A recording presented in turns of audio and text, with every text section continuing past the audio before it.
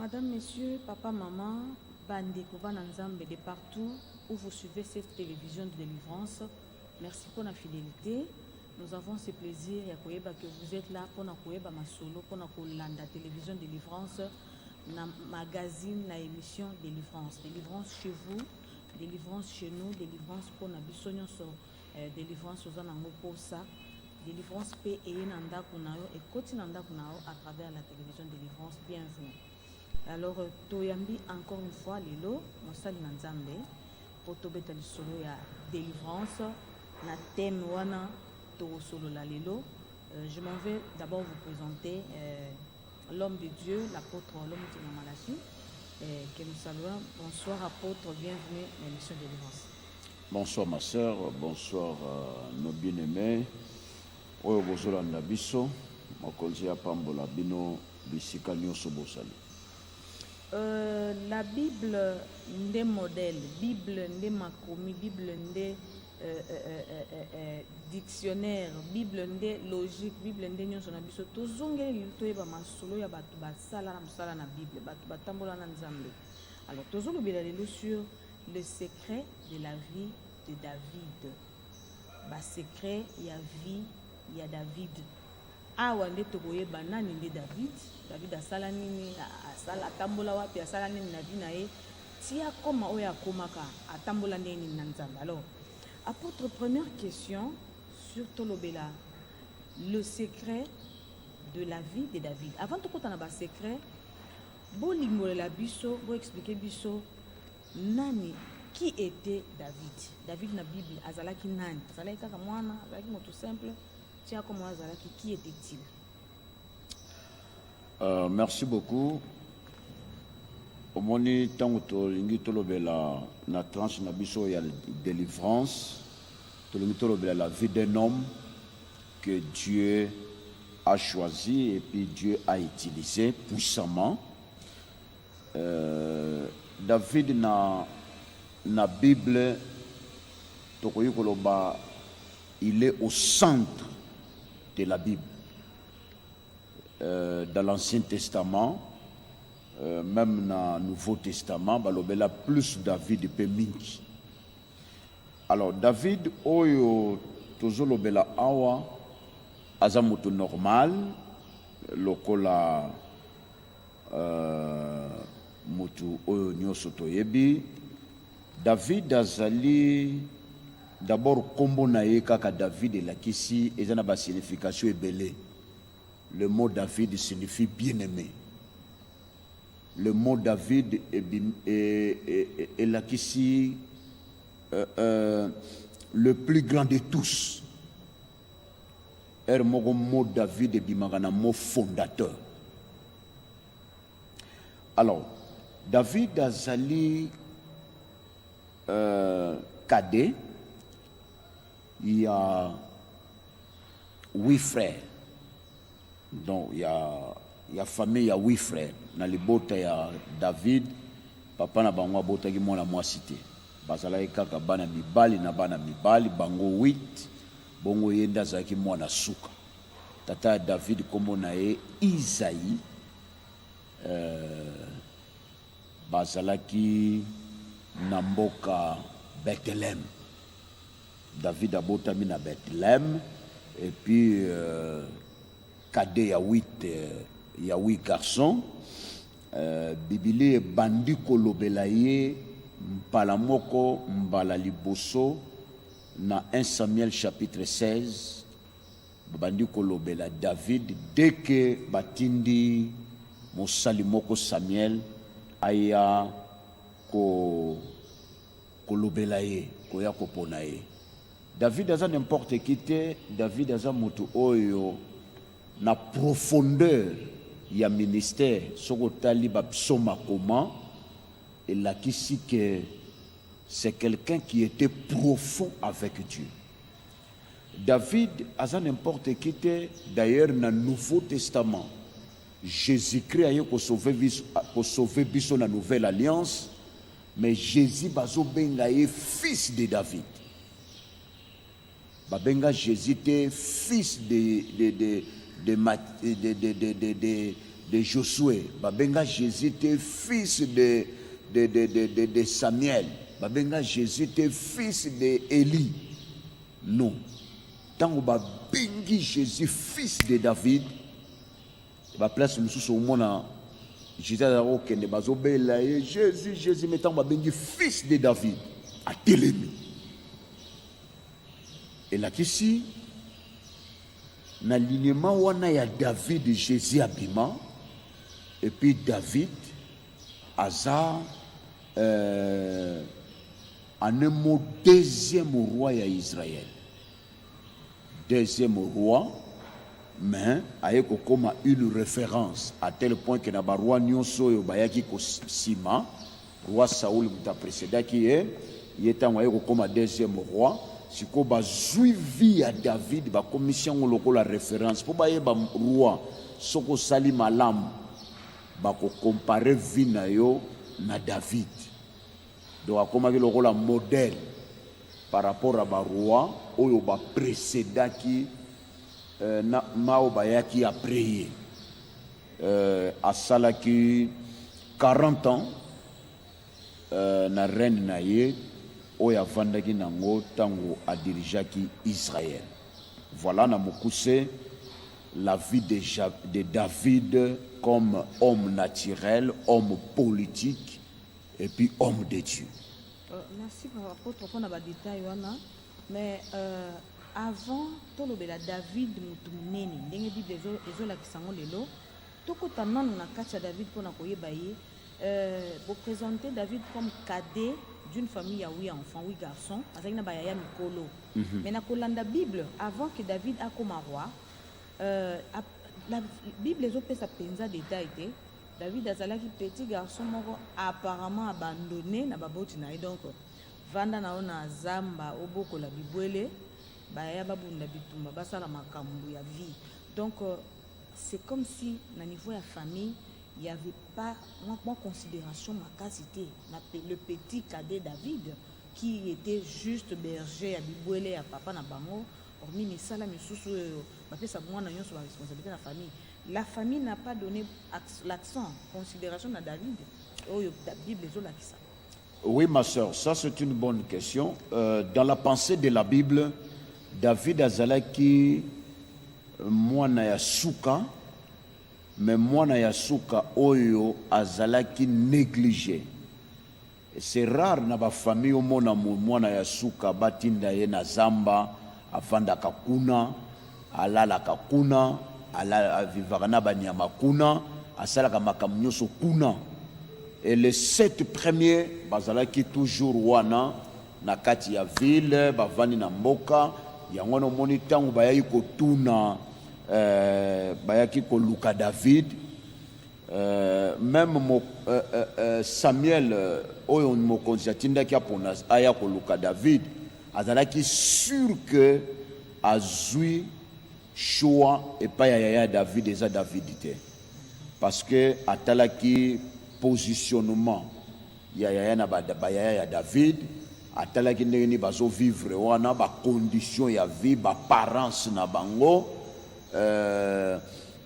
et bandai kolakisa na Samuel penzake yango moitango moko abimi atali kaka forme alobi certainement il faut ezala oyo parce que apparence ne bandai kopesa nzoka mutu nzamba bandaki kopona aza moto yo nzamba bandai koluka te ba critères extérieurs mais nzamba bandai koluka les critères intérieurs.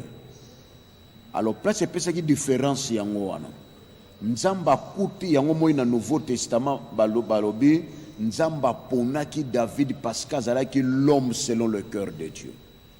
L'homme selon le cœur de Dieu. Mais si kotango Samuel ake ko pona na ndako ya Isaïe po pona mutu nzamba tindaki ake ko pona l'homme selon l'apparence extérieure.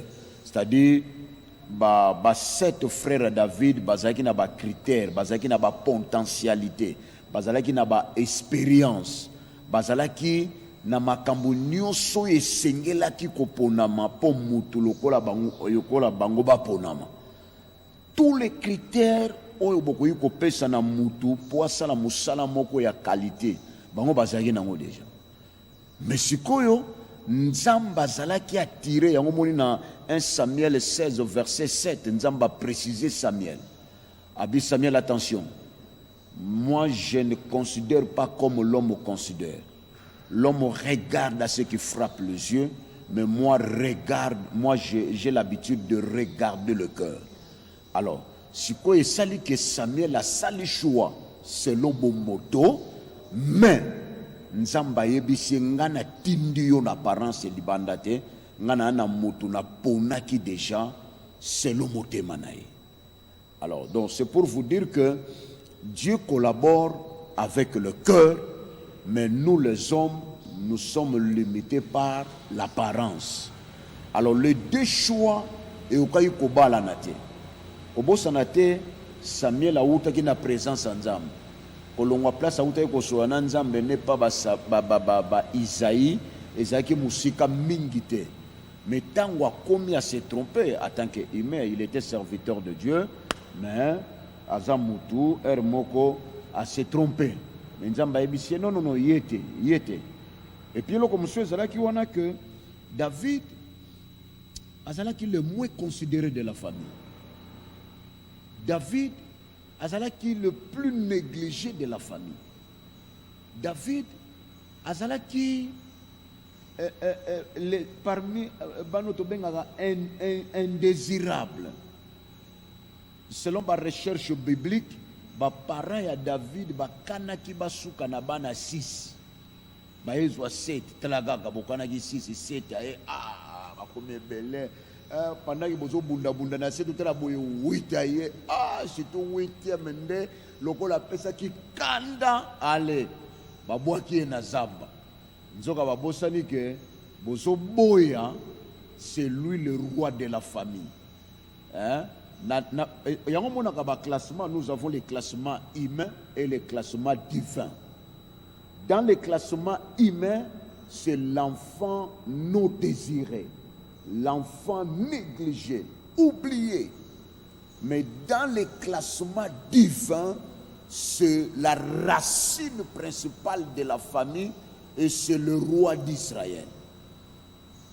Alors, Yangoana, tomito yebisa bandeko mingi awa soko botami na libota oyo bazako déconsidéré yo bazo kipe yo penza te bazo sabote yo yeba malamu ke nzamba koki kotia yo mosapi mais famille bayebi nanu te nini yango nzamba tie na kati na yo parce que bato mingi o nzamba pona na ba famille ne bandeli famille bamonaka bango tina te, famille bamonaka bango sans valeur, famille bamonaka bango inutile, mais nzamba tiaka musapi na bango musapi na ye pa ya bato.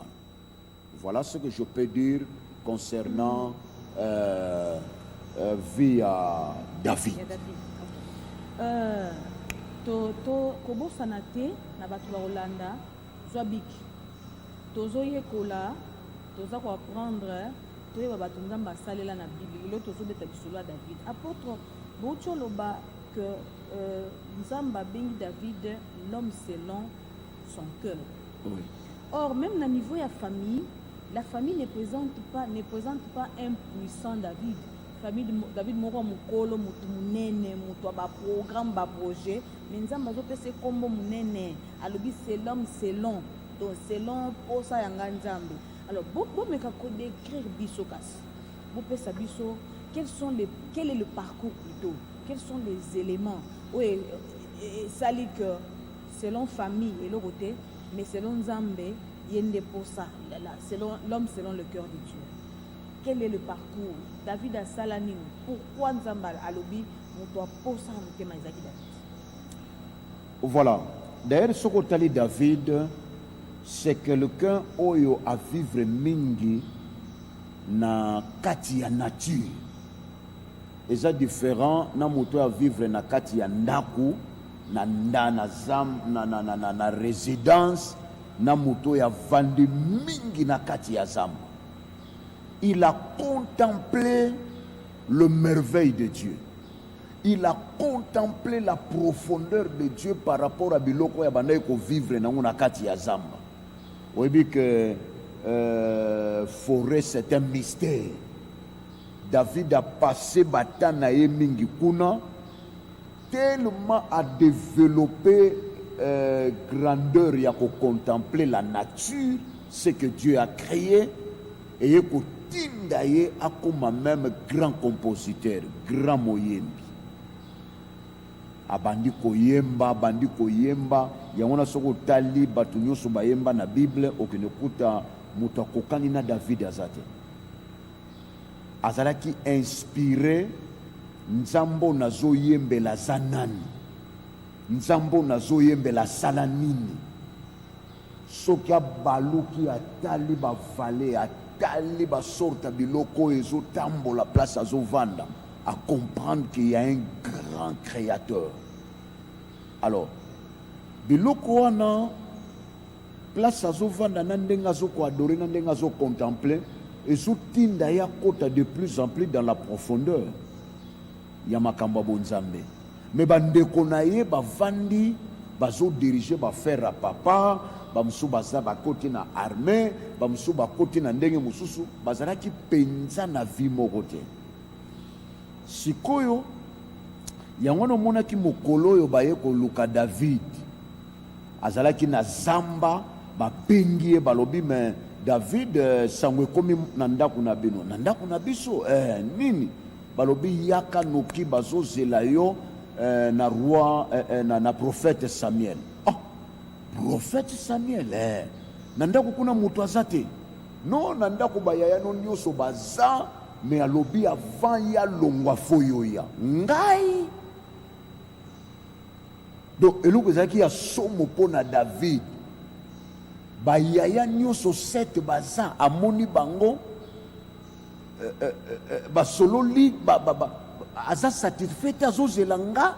Siko David siko bandi komizongisa nga nani famille oyo bavandi wana bazozela nga bayebi nga batiaka nga na classement nini bazwaka nga nani bakonsideraka nga ndenge nini.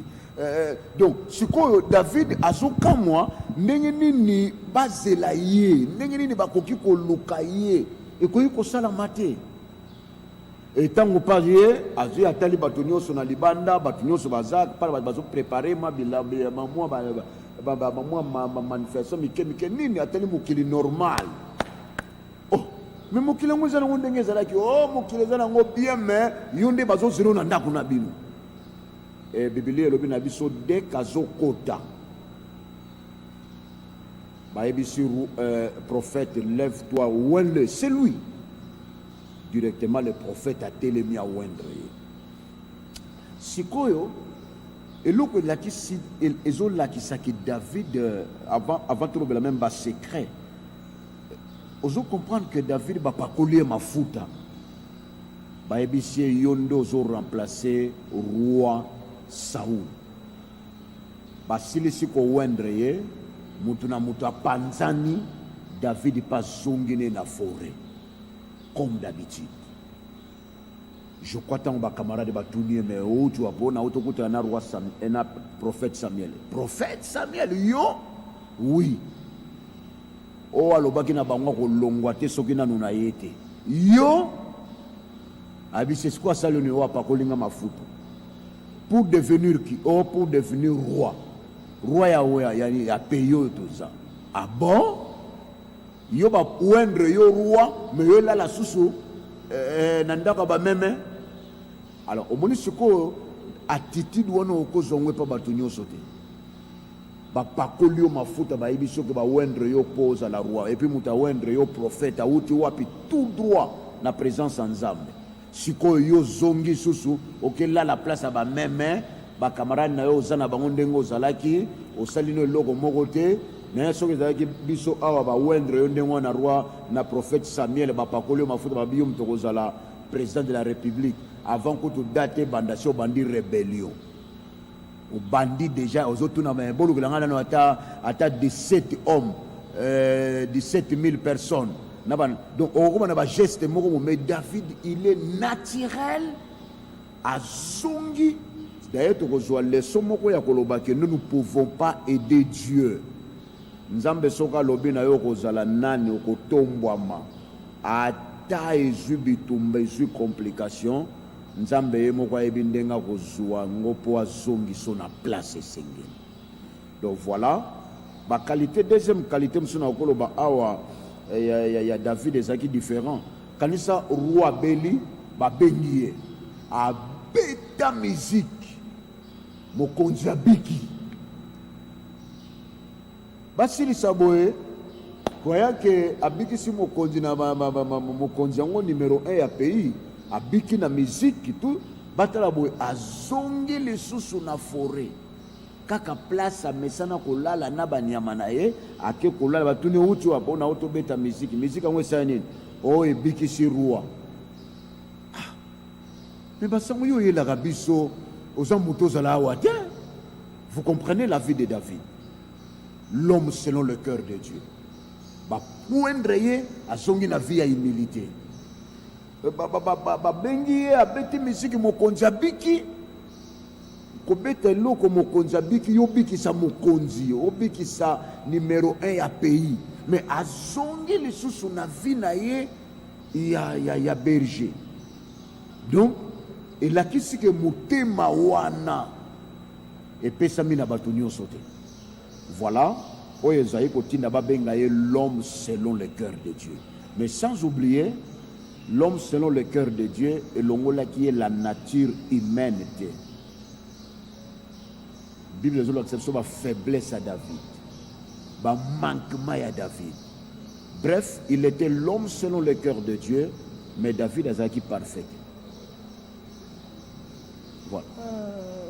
Nazali koloba tokokoma mingi lelo tokosenga na apôtre akende nango moke malembe otoyoka pe tokoma tozobeta lisolo ya David à entendre makomi pe kolanda apôtre koloba nakangi personnellement que David était un homme humble.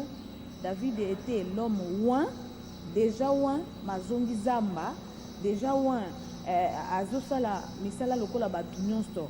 Mais plusieurs fois aussi même le roi commençait ya kolukisa David balebele Bible ezoloba azwaki occasion ya kosala Saoul mabe maboyi azobenga Saoul le choix de Dieu. Est-ce que otuna yango David azali moto ya maboko na makolo lokola biso apôtre lobela biso lelo nini esimbaki ba secret ya David pour ebimisa ye oyo nzamba azobenga ye selon motema, alors que même na niveau ya élévation David simili azokita. Il attendait quoi? Quels sont les secrets de David? Merci beaucoup ma soeur. Nalingi topesa ba secret ya David parce que tolobi mu aza parmi ba personnalité oyo Bible ezolobela. Aza parmi oyo d'ailleurs même na Israël tilelo ba etokendaka na bango Israël ba un quartier on appelle cité de David. Cité de David Bible elobeli yango esika wape bandai ko yemba bisika wape bandai ko yeba kuti roi azokumisa nzamba aza ko adorer aza likolo bato batondise mobimba bazo ko assister cité de David kilelo ezali bisika wapi nzamba bandai ko zala glorifier dans sa vie. Alors na otolo bapeka David aza n'importe qui parce que même Jésus ba bengi fils de David.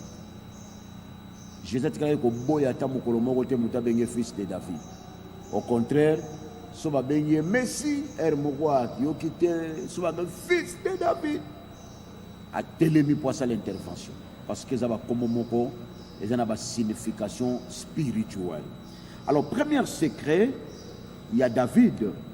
Namoni yango na 2 Samuel chapitre 2 verset 1 à 7. 2 Samuel 2 Samuel chapitre 2 verset 1 à 7. C'est-à-dire il avait l'habitude de consulter Dieu avant de prendre de grandes décisions de sa vie. David azalaki n'importe qui te. Il avait l'habitude de consulter Dieu, de demander à Dieu avant de s'engager dans différents domaines, même de prendre de grandes décisions. Ce que tu as passage, je ma soeur, et arriva qui est mort que David, roi, tant babundisi alinga zonga sikoyo, Biblia lobi na biso atuni nzambe Seigneur, na linga na posa na zongo lingi na zonga, alobi oui, na bezo zonga na Israël. Asuki wana talobi na Israël ango na kozonga précisément place nini. C'est rare na batu nyonso basaela nzambe avant David, pendant na après okende kuta ba détail wana. Même le loso qui tozana un frère ou bien un serviteur de Dieu en Europe, a tuni Seigneur na posa na zonga na RDC. So kaka nzamba ebisi oui zonga. C'est rare au monde na serviteur de Dieu wana tuna nzambe na RDC na kozala na commune nini. Et ça va bon. Na kozala na province nini, na kozala na ville nini. Mais na passage na pesi awa David azana posa détail wana.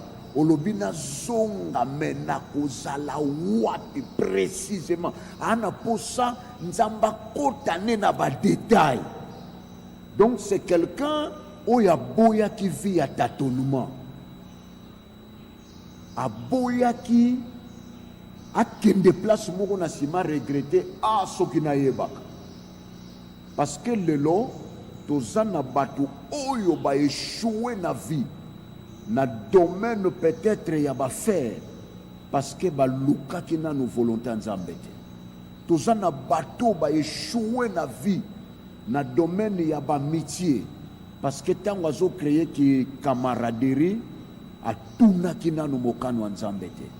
Toana bato ba échouer na mabala pourtant wakenda ki andima mutu wana na libala atuna ki na nous volonté ya nzambe te. Tozana bato ebele lelo ba échouer na ba domaine ebele po bazanga ki koyeba la volonté de Dieu. Mais David aza mutu yote alingaka akende bongo soki a échouer abando tuna nzambe Seigneur olobini nzambe na mikosa makito ezalaki ya solo.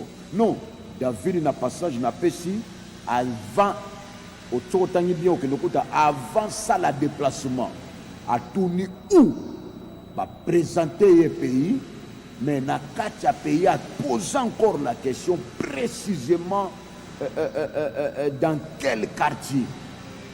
Et lokola yebi que nzamba Bible azanzambo ya tatonaka te alobaka et nzamba révéla qui est na place na quartier à singeli kokome.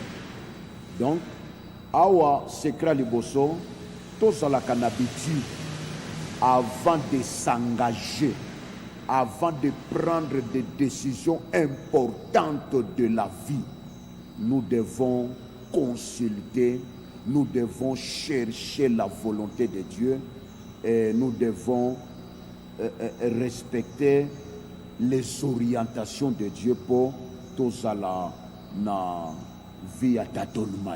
Voilà, premier secret na monaki na vie ya David.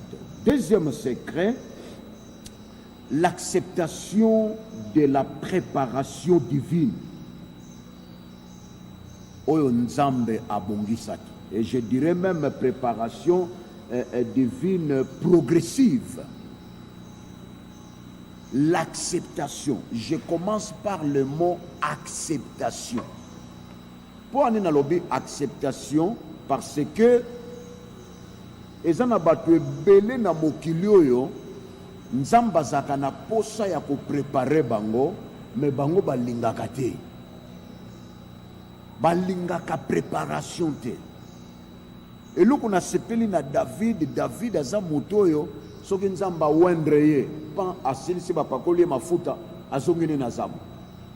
Atiki nzamba ki a formé so na forêt ayembi pan mokonzi abiki na place a créer ba relation na mokonzi aluka poste pat tsundoli yango azongini na vie ya zamba. Ayebi ke kuna na forêt ezalaki école ya formation. Parce que d'ailleurs boyebi tango akutanaki na Goliath, Biblia elobi na biso à se souvenir na balu na ba lion, na ba ours. C'est l'école de la formation. Et j'ai bien précisé l'acceptation de la formation divine. La formation divine est différente de notre formation naturelle. Bato nyo sauté nzamba zwa bango na créé na tableau pour appeler ça bango formation. Non, la formation divine est vaste. La formation divine est profonde, est compliquée. Yo kondi manzambe pour appeler ça bato leçon formation sur la foi, il faut kausa nzete. Akausi nzete bakena bango na retour bazongi batali nzete. Tant on a tongo bazozonga boye Pierre arabi tala bozo le kaboye tala nzete ndenge kauki o bakausaki lobi tandenge komi. Et Jésus a parlé directement à Ibisa Bango que si vous avez la foi, vous pouvez faire ça. Donc, j'insiste sur le deuxième point. Un, l'acceptation. Nous devons accepter la préparation spirituelle.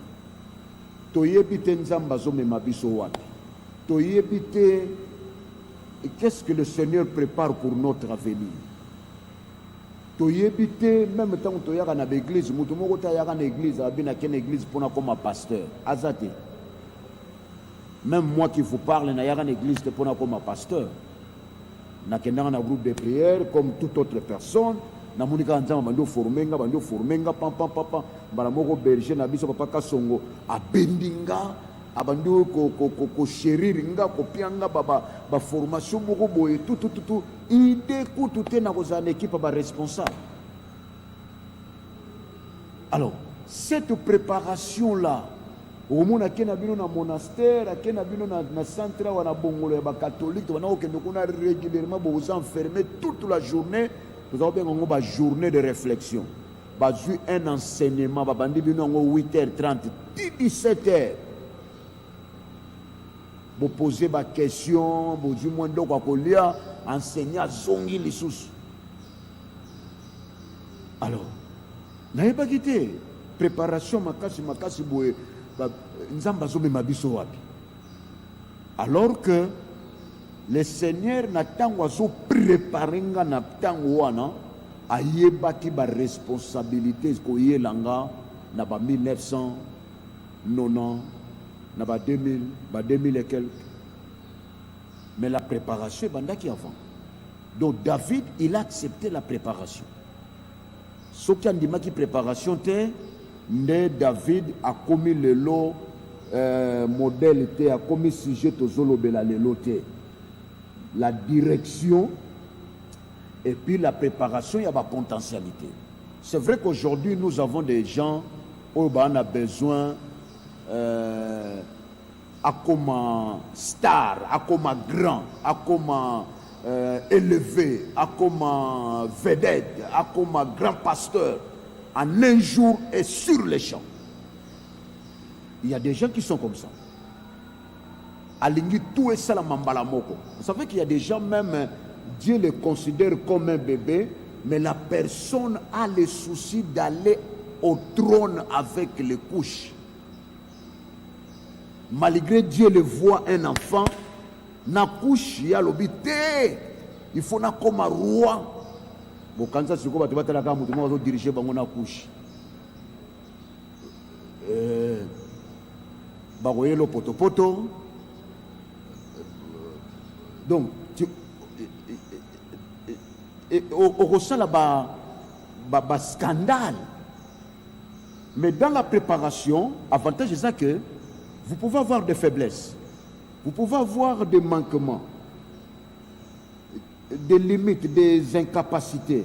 Pendant que nous avons préparé, tu peux faire des bêtises, des scandales dans la préparation, et ça peut permettre yo elongwa oye bango yo moko na kati ya préparation. Voilà les avantages de la préparation. Na ko yeba ke naza colérique, mais na kati ya préparation nzamba zo préparer nga j'accepte la préparation. Na okomi silikanga moko ti nzamba na kati ya préparation wana ya formation na quand na makasi boy ti na ndenge pe longwe na surmonter tapoa que mutabo ya préparation a que manifester sa colère devant les gens. Aux hommes a pesi mauvais cachet que ceux qui andima qui préparation nzamba soigner yango secrètement. Un dirigeant préparé formé na étape à préparation ba nettoyage et salamaka. Il y a un monde ba que l'homme selon le cœur de Dieu. Avant ba bimisaye l'homme selon le cœur de Dieu, a outaki na ba manquement, outaki na ba limite na ba incapacité. Mais tant wa silisi préparation ya forêt, tant bazo bimisaye liboso ya bato. Bato bazo monaye un homme extraordinaire. Parce que a outi na place oyo bataya kabatu place oyo babrisa kabatu au moins on a été bato mususu boyebi bozoye baye na ba manquement bozoye baye na ba critique na ba défaut na makambo nyonso mabimba la mo pona nini bisiko ba longola kamakambo wana secrètement la personne il a refusé de passer par là. Résultat il peut être dirigeant, mais être dirigeant sans respect. Pouvoir nous aux en valeur. Il y a un osenga bandeko bazaka pressé na vie, tondima étape ya acceptation, ya préparation, oyo nzamba prépare bongisaka biso. Mais ceux qui ont pressé na vie, na lobango plusieurs fois toza lokola feuille,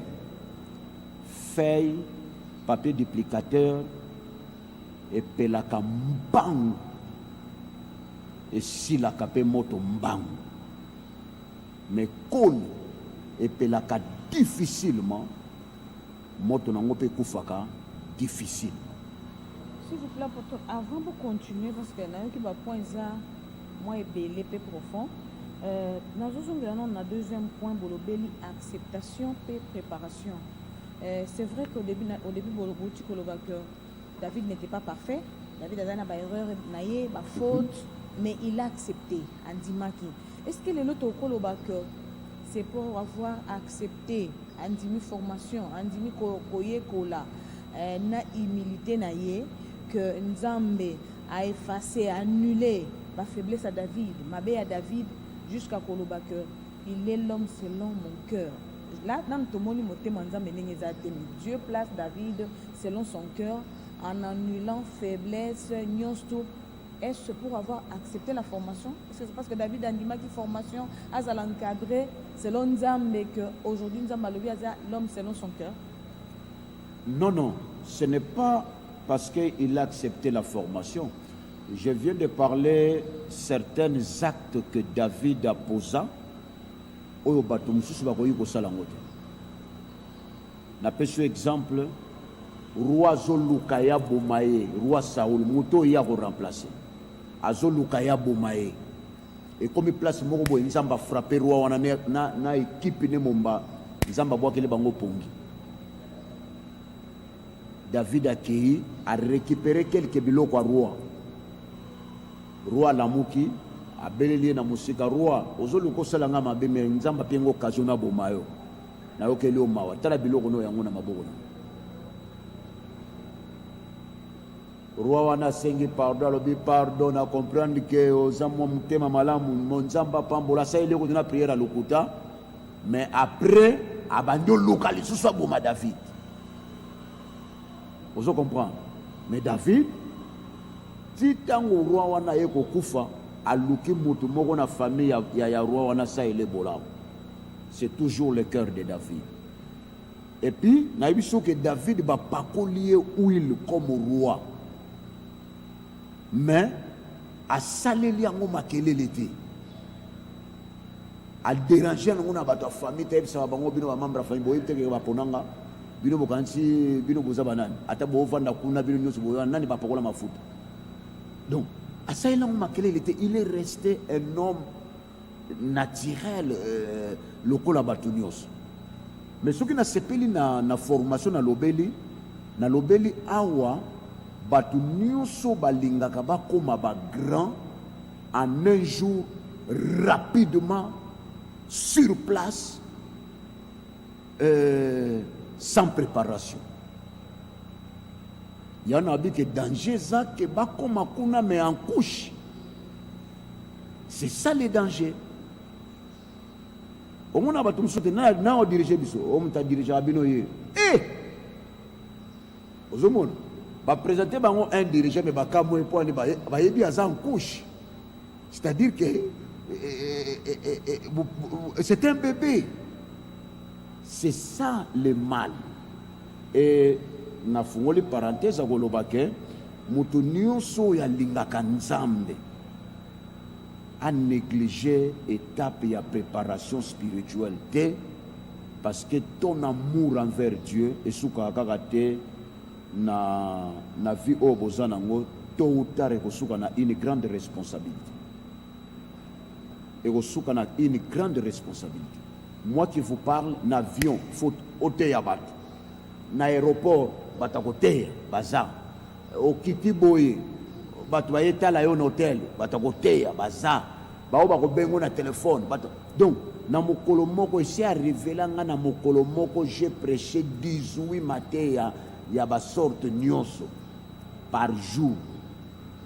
Longwa na aéroport koya na ndaku bato bayoki na yeba bandi ko benga bato ba problème bandi koya vous 18 bon siko soki étape nzamba banda ko investir na kati na yo ozaki na tante, vous allez faire comment? Bato muso ça vont te maté esili bon rappeler nga na yamba bino mbala sima nazana sona maté yati, c'est ça. Donc c'est très important, étape à préparation, tous en avons besoin de la vie. Il y a un lobby que ba faille na biso ba biloko na biso belé tout ça na yango. Nous devons éviter d'avoir les soucis, surtout si il y a visibilité de bomakabat.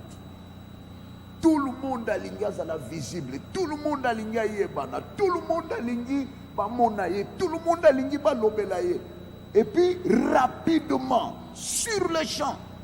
Non. Même Jésus, avant Jean-Baptiste à l'Obélaye, voici l'agneau.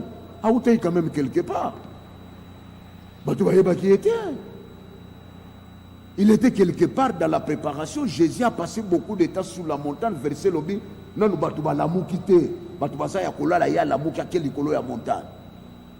Ah, où t'es quelque part. Jean-Baptiste a dit pas batouté, bah, moni moutazongolo, ma bébé, moko boyo. Voici l'agneau. Non. Il a déjà totalisé 30 ans. Tant que bim, voici l'agneau. Mukolo boy, abotama yibongota. Batufubandi maga moko, il y a une vie cachée, il y a une vie aussi publique. Même dans l'Ancien Testament, Nzamba yebisaki Eli va cache-toi, na simalobi ne va présente-toi. Bisonde lelo vite sa visibilité. Et éviter sa visibilité en couche. Parce que nous avons bâti pour préparer les choses. Nous avons commis adulte, visibilité. Il y a un tout le bas. On coupe la rapide, on la papier duplicateur. On coupe si la paix rapide. Mais, ils sont pas connus à mon beso pour payer les sangas. Mais ceux qui pensent à du moto pour écouffer. Dans les connaissances à la Kepelea, aucun autre tambolia, au couteau à tout comme permet au monde à milinga. Et là, il y a aucun hasard. Mais, papier duplicateur appelé qui avant, à 6 secondes. Merci beaucoup à l'apôtre. Na sepelité n'est apôtre à la Bible, mais à la télé, l'heure c'est l'heure. On nous fait signe qu'une minute, on a vu ce que tu vas limiter. Alors, tu peux sa occasion, apôtre Bagisa, point moko. Alors, tozonga et tu vas continuer, garder carnet pour que à les loter, enseignement et David et Gouzongil. Apporte beaucoup parce que là, nous prenons comme ça, tout va pour ça. Un troisième point. Voilà, le troisième point est basé dans 1 Samuel 16, verset 7. Au Tolobaki, l'Éternel ne considère pas comme l'homme considère. L'homme regarde à ce qui frappe les yeux, mais l'Éternel regarde au cœur. Donc, troisième critère, oyo etindaki David azala l'homme selon le cœur de Dieu, c'est la qualité du cœur. La qualité du cœur. Selon la Bible, le cœur, c'est le centre de la personnalité. Si Kobaya na etan bazo présenter bango, bazo tala te centre ya personnalité. Bazo tala kaka apparence, bazo tala libanda. Non. Nous sommes ce que notre cœur est. Ce qui va ponaki David, c'est à cause de ce qu'il est et non par l'apparence, mais par le cœur. Biso to salaka moko ba effort, tozala bien extérieurement, alors que le cœur est malade. Au beau sanate, ma soeur, il y a un verset dans la Bible, dans Proverbe 14, verset 30. Et l'objet, un cœur calme donne la vie au corps. J'aime ces versets.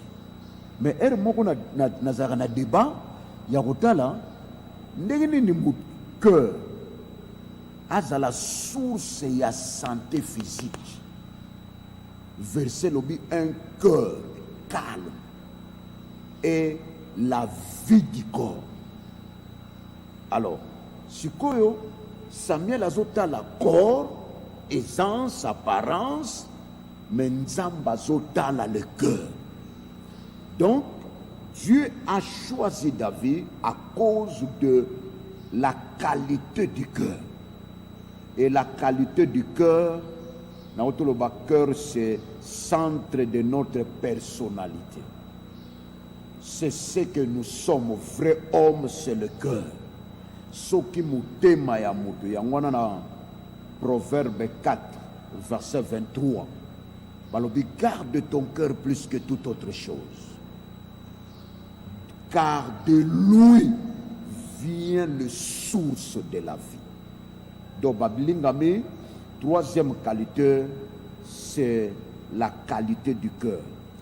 Soki azalaki, un homme modèle, une référence, Nzamba azalaki flatté d'abord na mutema na ye. Azalaki flatté te na position familiale, azamwana suka, azalaki flatté te soki na musala nini, azalaki kopetre les brebis, azalaki flatté te soki na ndenge nini, parce que nyoso ya bisto kipaka na libanda, Nzamba s'intéressaki na ngote. Mais Dieu, l'homme selon le cœur de Dieu, David. Non. C'est-à-dire, dans le cœur de David, Dieu a trouvé un plaisir. C'est-à-dire, Mutema David est sepelisi Nzambe. Lokole sepelisi Nzambe, Nzamba lobi mwana wana. Quelle que soit position, famille et tiakaye. Quelle que soit négligence et entourage, quelle que soit vie à menakana zamba, mais à convaincre. Là, je peux dire, nous devons faire tout pour attirer l'intervention de Dieu par l'attitude de notre cœur. Parce que, Kotinda Nzambe a longo la prophète Samuel à faire déplacer akendene na ndako moko po akende luka mutu moko, ce n'est pas facile. Ce qui pousse le cœur de Dieu, c'est le niveau du cœur de David. C'est pourquoi je dis, faisons tout pour attirer l'intervention de Dieu dans nos cœurs. C'est notre devoir. Souffrez à votre cœur, tokata, mais de solliciter, tout en vous promettant que tokozongela kolobe la vie à David. Nous venons de retenir, je retiens ici que Dieu trouva une place dans mon thème à David, mais à Sala que David a koma oya zalaki. J'ai aussi retenu que dans la vie, na marche na onanzambe, mingi mingi, batama. ebombama pour éviter que lobby ozala responsable pasteur mokonzi mais en pampers kozala bébé spirituel. Madame, messieurs, c'était un plaisir. Délivrance Télévision chez vous. Merci pour la fidélité. On promet qu'on reviendra pour parler de David. On se retrouve très bientôt. Même nos bien-aimés au bateau, le Belabiso, to Bungi, to Ebsibino, to Zongi. Donc, bon, restez branchés. Un pasteur m'a dit, habitant au Vandara na plateau, no lo barasogo, yebi bakaye to tondara nango, to ebisi bango, bosom baturo yo penda ba cartonné, Dieu, inspiration na yeza, pour ça, la richement, je dis bien richement béni. Na maloba ya kosomba bakaye cartonné ya apôtre nde to clôturer édition de délivrance ya lelo pona lelo et on se retrouve à la prochaine. Bye bye.